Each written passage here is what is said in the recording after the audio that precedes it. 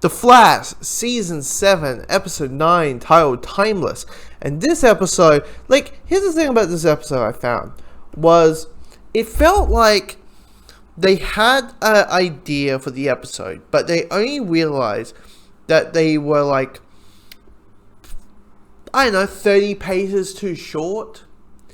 So what they had to do was fill out all this stuff. They had to add these scenes in. But what you have is a boring slugfest that kind of feels like filler. I mean, a lot of people don't understand what filler means, and this episode felt like filler. Except the last, 5 minutes of the episode, the rest of the episode just felt, why are we here? Why are we doing this? This feels redundant. I mean, there's scenes that are essentially repeated scenes, but you just insert one character with another, because it's a lot of okay, here's the idea of the episode. So Team Flash finds out that the big bad of the season is the Speed Force herself, and the Speed Force is trying to hunt down all these other forces out there so she can be the only one, right?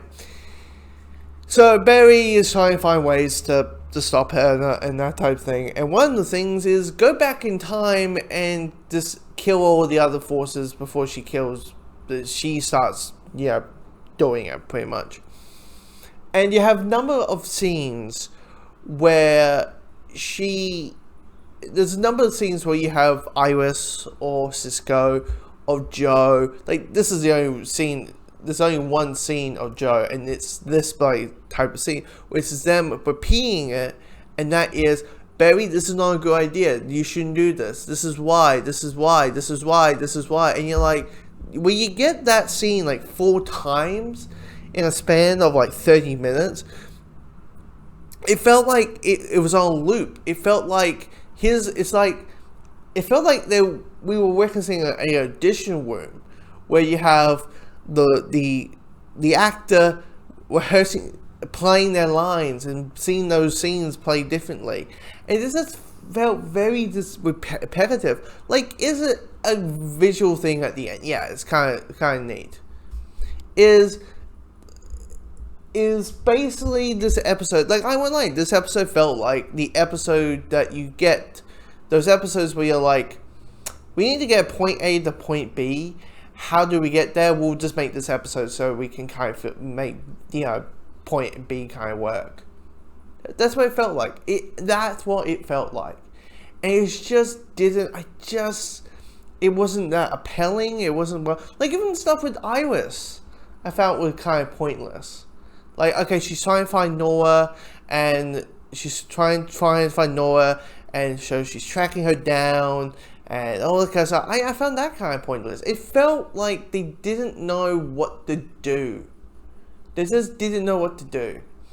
And they probably knew, hey, we want to have Bart Allen showing up, and want to do this, and we want to do that. But it just didn't...